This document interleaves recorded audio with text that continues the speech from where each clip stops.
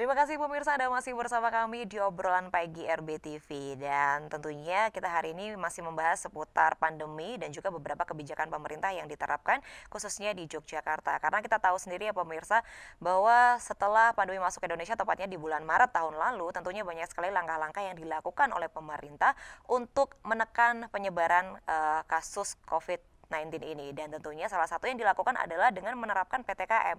Hari ini kita akan membahas mengenai PTKM lebih dalam lagi, namun sebelumnya kali ini kita sapa terlebih dahulu narasumber yang sudah hadir secara virtual bersama dengan kami pagi hari ini.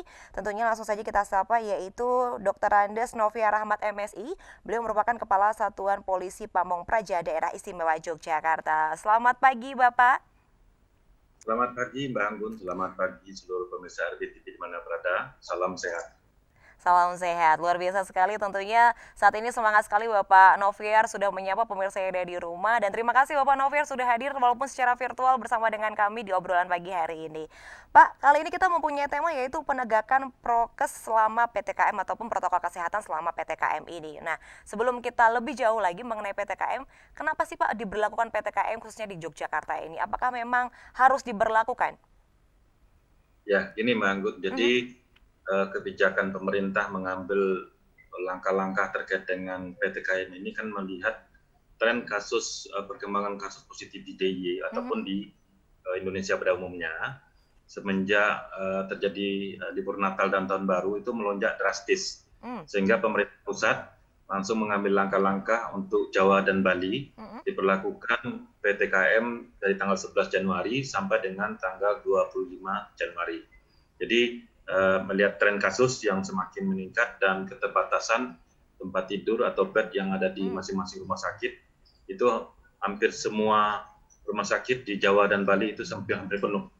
Nah, sehingga ini yang menjadi kebijakan atau dasar bagi pemerintah pusat maupun pemerintah daerah untuk mengambil kebijakan ini. Sehingga diturunkanlah Instruksi Mendagri nomor 1 tahun 2021 tentang pengetatan secara terbatas kegiatan masyarakat dari tanggal 11 sampai dengan tanggal 25 Januari yang kemudian ditindaklanjuti oleh Gubernur DIY dengan Instruksi nomor 1 tahun 2021 yang kemudian dirubah dengan Instruksi nomor 2 tahun 2021 dan selanjutnya diturunkan menjadi Instruksi Bupati Wali Kota se-DIY. Jadi poin-poinnya yang ada di dalam instruksi gubernur maupun instruksi bupati itu terkait dengan pembatasan tempat kerja, yaitu 25% yang WFO dan 75% yang WFA. Kemudian yang kedua, kegiatan yang belajar mengajar atau di dunia pendidikan itu dilakukan secara daring atau online. Kemudian sektor esensial masih bisa beroperasi dengan pembatasan jam operasional dan dengan penerapan protokol yang ketat. Nah, jam operasionalnya itu sudah diterjemahkan dalam instruksi gubernur dan instruksi bupati wali kota itu jam 19.00. Kemudian restoran, rumah makan, kafe, resto itu menyediakan layan di tempat hanya 25% sampai jam 19.00. Kemudian di atas jam 19 itu layanannya adalah take away atau delivery, jadi tidak diperkenankan lagi untuk makan di tempat. Kemudian tempat ibadah diperkenankan dibuka dengan kapasitas 50% dan penerapan protokol kesehatan atau operasi UCC dan UCC terkait dengan itu diperketat. Dan ada satu lagi yang menjadi muatan lokal dari Pemda DIY yaitu memerintahkan kepada pemerintah desa untuk menggalang masyarakat melakukan penerapan protokol kesehatan serta melakukan pengawasan di masing-masing RT, RW, dan padukuhan. Itu yang menjadi dasarnya Mbak Anggun. Baik, PTKM ini memang diterapkan karena kasus corona ini melonjak semenjak libur tahun baru kemarin ya Pak ya. Dan tentunya tadi juga sudah disebutkan beberapa hal yang diatur secara detail mengenai PTKM tersebut. Nah, kalau kita bisa bilang PTKM ini kan sudah berlangsung selama 1 minggu ya Pak ya. Bagaimana dengan kondisi di lapangan? Apakah selama 1 minggu ini masyarakat sudah patuh dengan PTKM dan juga usaha-usaha ini juga sudah sesuai dengan apa yang tadi sudah diinstruksikan oleh pemerintah untuk tutup atau mungkin untuk tidak membuka lagi layanan makan di tempat semenjak pukul 7 malam? Ya, jadi kami semenjak ditetapkannya instruksi gubernur tersebut, karena kami juga selaku ketua bidang Pamgakum di gugus tugas COVID-19 DIY, kami bersama-sama dengan TNI dan Polri membentuk 6 tim Di samping itu juga melakukan koordinasi dengan kabupaten kota dalam melakukan pengawasan terhadap poin-poin yang diatur dalam PSTKM. Nah, 6 tim yang kami bentuk masing-masing di dalamnya ada Satpol PP, ada TNI dan Polri di seluruh gugus tugasnya yang kami tugaskan ke lapangan setiap hari tanpa henti. Jadi mulai pagi sampai malam hari. Nah, untuk pagi hari jam 8 itu khusus untuk melakukan pengawasan terkait dengan protokol kesehatan terutama dalam pemakaian masker. Jam 10 itu tim yang bertugas untuk melakukan pengawasan penerapan WFO dan WFH di masing-masing perkantoran baik kantor pemerintah maupun kantor swasta. Kemudian satu tim lagi melakukan pengawasan terhadap penerapan makan di tempat 25% bagi rumah makan, restoran, dan kafe resto. Dan 3 tim khusus untuk melakukan pengawasan terkait dengan penutupan jam operasional mal, pusat perbelanjaan, dan toko-toko ataupun tempat usaha jam 19.00. Dan hasil dari pemantauan yang kami lakukan selama lebih kurang 1 minggu, yang pertama untuk yang kami tim di tingkat provinsi, selama 1 minggu ini sudah menemukan ada 369 pelanggaran.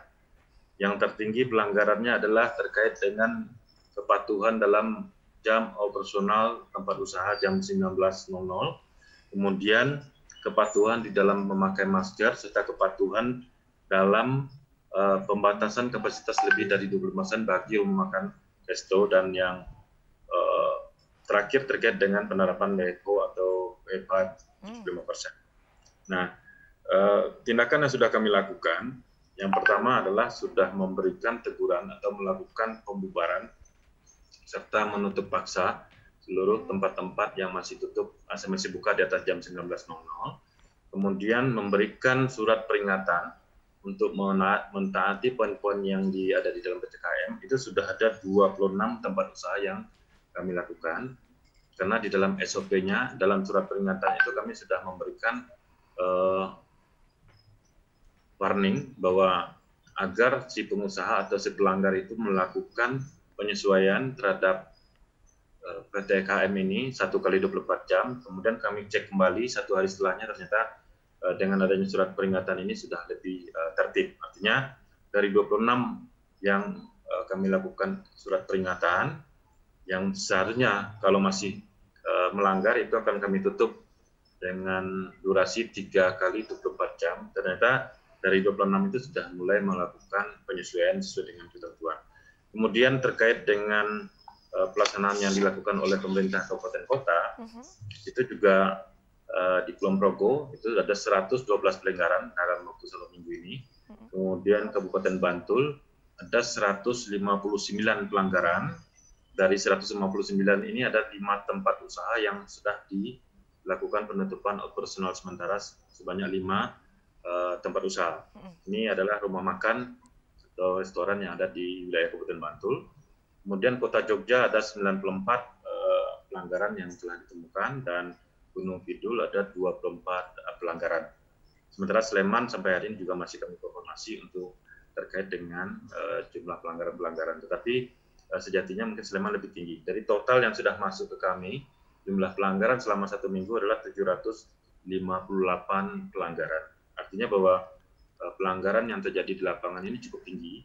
Artinya masyarakat belum semuanya yang patuh, yang mau memenuhi ketentuan-ketentuan yang ada di dalam PSTKM tersebut. Sehingga kita berharap seminggu ke depan ada kepatuhan dari masyarakat, terutama dari pelaku-pelaku usaha, untuk melakukan ketentuan-ketentuan yang dalam PTKM. Karena pemerintah pusat sudah mewarning pemerintah daerah, apabila pelanggaran ini masih tetap tinggi, maka akan diperlakukan perpanjangan. Nah, kita tidak ada perpanjangan dari pemerintah karena ini imbasnya adalah terkait dengan sektor ekonomi dari masyarakat. Ya, jadi itu yang kita harapkan dari masyarakat semuanya, Mbak.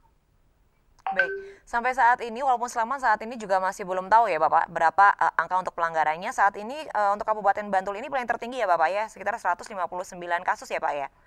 betul, betul. Pelanggaran maksud kami ya. Baik, Pak, sebenarnya ketika di lapangan beberapa pedagang ataupun oknum-oknum ini ketika melanggar PTKM ini apa yang menjadi alasan mereka? Apakah ketidaktahuan atau seperti apa? Untuk sosialisasi PTKM ini sendiri sejauh apa sih, Pak? Jadi instruksi terkait dengan PTKM itu baru ditandatangani oleh Mendagri itu tanggal 6 Januari. Kemudian satu hari setelahnya tanggal 7 Januari itu dilakukan instruksi gubernur, jadi ditandatangani instruksi gubernur tanggal 7 Januari. Tanggal 8 Januari itu ditindaklanjuti oleh pemerintah kabupaten kota dengan instruksi dan SE wali kota. Kemudian tanggal 11 itu sudah mulai diberlakukan. Jadi waktu untuk melakukan sosialisasi itu hanya 3 hari. Itu ya walaupun memang kami merasakan bahwa sosialisasi itu belum maksimal ya, tetapi sosialisasi itu tidak hanya dilakukan melalui door to door, tapi juga melalui media massa, melalui medsos, dan berbagai macam jaringan yang dipakai untuk melakukan sosialisasi. Dan ketika kami temukan pelanggaran-pelanggaran ini, ya alasannya bukan tidak tahu, mereka paham tentang PTKM ini, paham sekali terkait dengan penerapan protokol kesehatan, mereka paham. Tetapi yang menjadi keluhan mereka adalah terkait dengan sektor ekonomi. Kalau mereka tidak berjualan atau mereka dibatasi dalam melakukan penjualan misalnya sampai 19.00, maka ekonomi atau dia tidak memperoleh pendapatan. Dan ini yang selalu menjadi keluhan. Apalagi ada beberapa tempat usaha khususnya di angkringan yang biasanya baru buka jam 17.00, itu jam 19 itu sudah tidak boleh menerima layanan tempat. Nah, ini menjadi keluhan-keluhan dari para pelaku-pelaku usaha. Namun demikian bukan berarti menutup, itu hanya pembatasan khusus untuk pedagang makanan atau kuliner yang baik itu angkringan maupun di kafe resto yang mewah, ya tetap itu pemberlakuannya adalah jam 19.00 itu di stop untuk layanan di tempat. Tetapi untuk layanan pesan antar atau delivery takeaway itu masih diperkenankan sampai jam operasional tutup. Nah, ini menjadi keluhan dari pedagang-pedagang selama kami di lapangan. Namun demikian juga kami menemukan ada indikasi dari pelaku-pelaku usahanya yang juga mengelabui petugas. Banyak sekali yang kami menemukan ketika misalnya ada ketentuan jam 19.00 harus tutup, pintu rolling door-nya ditutup, tetapi di dalamnya masih ramai. Lampunya dimatikan, tetapi di dalamnya masih ramai. Jadi sudah berapa kali kami melakukan pembubaran-pembubaran. Tingkat kepatuhan yang cukup tinggi terkait dengan PTKM ini adalah dari mal, pusat perbelanjaan, dan toko berjejaring. Nah, itu lebih patuh daripada yang lain. Baik, ternyata sampai saat ini bukan karena informasinya yang kurang, tapi sebenarnya mereka tahu, tapi karena memang alasan ekonomi ini menjadi alasan yang dasar mengapa mereka melanggar begitu ya Pak ya. Baik, Pak, untuk kasus yang mencolok ini sendiri ini apa nih Pak kira-kira yang ditemukan di lapangan? Kasus pelanggaran apa yang kira-kira paling banyak dilakukan? Ya, yang paling banyak itu adalah ketentuan terkait dengan jam tutup operasional jam 19.00. Ya, itu kan sesuai dengan ketentuan yang ada di dalam PTKM ini, setiap mal, pusat perbelanjaan, ataupun toko tempat usaha apapun, itu maksimal itu tutup jam 19.00. Kemudian khusus untuk rumah makan atau kafe resto, itu diperkenankan hanya untuk layanan pesan antar atau delivery. Nah, pelanggaran yang paling tinggi memang berada di ketentuan terkait dengan jam tutup jam 19.00 ini, karena hasil pemantauan kami di lapangan, jam 20 masih ada yang buka, jam 19.45 masih ada yang buka, sampai jam 21 juga masih ada yang buka tempat-tempat usahanya. Jadi ketika kami paksa untuk ditutup, baru mereka mau tutup tempat usahanya itu. Nah, bukan berarti bahwa kita memaksa, tidak, karena ini tujuannya sebetulnya adalah bagaimana memutus mata rantai penularan COVID dengan adanya kerumunan-kerumunan, dengan adanya perilaku-perilaku masyarakat yang sering mengabaikan protokol kesehatan pada pusat-pusat perbelanjaan atau pada rumah makan, kafe, resto itu yang menjadi pemicu kasus positif di DIY itu semakin meningkat.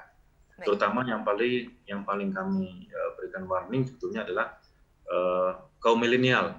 Jadi anak-anak muda yang biasa nongkrong ya, ini masih terbiasa. Sampai saat ini berapa kali kami mengubarkan tempat-tempat nongkrong mereka. Jadi di atas jam 19 itu sebetulnya sudah tidak diperbolehkan untuk melakukan layanan di tempat. Tetapi dalam kenyataan masih banyak tempat nongkrong-nongkrong, kafe, kopi yang sering dipakai untuk anak-anak muda. Baik, Pak Noviar, kita akan kembali lagi untuk melanjutkan perbincangan hari ini mengenai penegakan protokol kesehatan selama PPKM ini. Untuk pemirsa, jangan kemana-mana karena sesaat lagi obrolan pagi akan segera kembali.